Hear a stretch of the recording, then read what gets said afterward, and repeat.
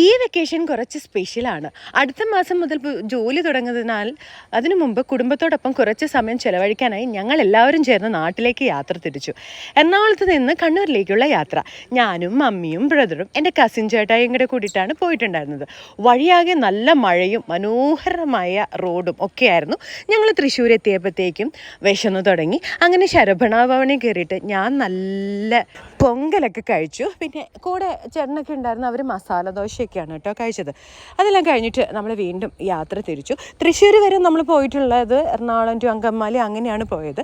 അവിടെ നിന്ന് കുറ്റിപ്പുറം എത്തിയപ്പോഴത്തേക്കും NH-66 കയറിയിട്ടുള്ളത്. നല്ല അടിപൊളി റോഡായിരുന്നു. ആ സമയത്ത് ഭയങ്കര മഴയും പെയ്തു. ആ മഴയത്താണ് നമ്മൾ ഇത്രയും ട്രാവൽ ചെയ്തത് കേട്ടോ. ഇതാണ് പുറകിലിരിക്കുന്നതാണ് ടോമി ചേട്ടായി, ഇതെൻ്റെ ബ്രദർ, ബാക്കിൽ മമ്മി ശരിക്കും ടയേർഡായി. തൃശ്ശൂർ എത്തുന്നതിന് മുന്നേ തന്നെ മമ്മി വോമിറ്റിംഗ് സ്റ്റാർട്ട് ചെയ്തു. മമ്മിക്ക് അങ്ങനെ ഒരുപാട് ലോങ്, ഈ പറയുന്ന മമ്മിക്കാണെങ്കിലും എനിക്കാണെങ്കിലും ലോങ് ട്രാവൽ പറ്റത്തില്ല.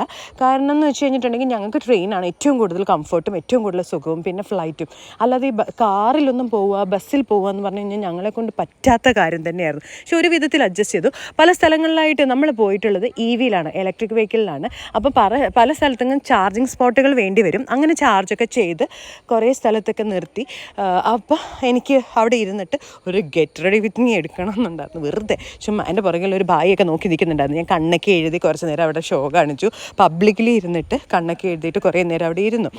പിന്നെ നമ്മൾ ബോറടിച്ചുകൊണ്ടാട്ടോ ഇതൊക്കെ ചെയ്യുന്നത്. അവിടെ നിന്ന് പിന്നെയും നമുക്ക് കുറച്ച് ദൂരം യാത്രയുണ്ടായിരുന്നു. എന്നാലും ആ യാത്രയിൽ ഞങ്ങൾ ഇങ്ങനത്തെ കുറേ സ്ഥലങ്ങളിൽ സ്പോട്ട് ചെയ്ത് വാഷ്റൂമിലൊക്കെ പോയത് കൊണ്ട് ഒരുപാട് ക്ഷീണം അറിഞ്ഞിട്ടില്ല. പക്ഷേ ഞങ്ങൾക്കുള്ളൊരു ബുദ്ധിമുട്ടെന്ന് പറഞ്ഞു കഴിഞ്ഞിട്ടുണ്ടെങ്കിൽ കോഴിക്കോട് വരെ നമുക്ക് ചാർജ് ഉണ്ടായിരുന്നു. എറണാകുളത്ത് നിന്ന് നമ്മൾ സ്റ്റാർട്ട് ചെയ്താലും കോഴിക്കോട് വരെ നമുക്ക് ചാർജ് ചെയ്യുന്നതിന് കുഴപ്പമൊന്നുമില്ലായിരുന്നു. പക്ഷേ കോഴിക്കോട് കഴിഞ്ഞങ്ങോട്ട് റോഡും വളരെ മോശമായിരുന്നു. കോഴിക്കോട് 10:45 എത്തിയെങ്കിലും കണ്ണൂർ ഞങ്ങൾ എത്തുന്നത് 5 മണി ആയപ്പോഴത്തേക്കാണ്. ചാർജിങ് സ്ലോട്ടുകൾ കിട്ടിയിട്ടുമില്ല. ആ ചാർജിങ് സ്ലോട്ട് കിട്ടാത്തത് കൊണ്ട് ഞങ്ങൾക്ക് ഫുഡ് കഴിക്കാനും ഒരുപാട് ലേറ്റ് ആയിട്ടുണ്ടായിരുന്നു. സോ അങ്ങനെ ഞങ്ങൾ കിട്ടിയൊരു സ്ഥലത്ത് കയറിയിട്ട് ചാർജ് ചെയ്തു. പല സ്ഥലങ്ങളാകെ ഒറ്റ EV ചാർജർ ഒരു സ്ഥലത്ത് ഒറ്റ ഒരു ഇത് മാത്രമേ ഉള്ളൂ. ഒരു 5 വണ്ടിയൊക്കെ ഉണ്ടാവുമായിരുന്നു. അങ്ങനെ എവിടെ നിന്നൊക്കെയോ ചാർജൊക്കെ ചെയ്ത് ഞാൻ എൻ്റെ നാടായ കണ്ണൂർ ആലക്കോടിലേക്ക് എത്തിക്കഴിഞ്ഞിരിക്കുകയാണ്. ഇതാണ് ഞങ്ങളുടെ വീട്, കല്യാണ വീട്. ഇവിടെ വന്ന് കുറേ നേരം ഇവിടെ സ്പെൻഡ് ചെയ്തു. ഞങ്ങളുടെ അവിടെ ഒരു നല്ല അടിപൊളി ഒരു ക്യൂട്ടായിട്ടുള്ള ഇവനെ ഞാൻ പരിചയപ്പെട്ടു. കുറേ നേരം ഇതിൻ്റെ കൂട്ടത്തിൽ കളിച്ചു കേട്ടോ. അത് കഴിഞ്ഞ് ഇവിടെ നിന്ന് ഞാൻ വേറൊരു കസിൻ്റെ വീട്ടിലേക്ക് പോയി, ബിൻസേൻ്റിയുടെ വീട്ടിലേക്ക് പോയി. അവിടെ ഞങ്ങൾ എല്ലാവരും ടോമി ചേട്ടായി, അങ്കിള് എല്ലാവരും അടിച്ചു പൊളിച്ച് അവിടെ ഇരുന്ന് ഫുഡ്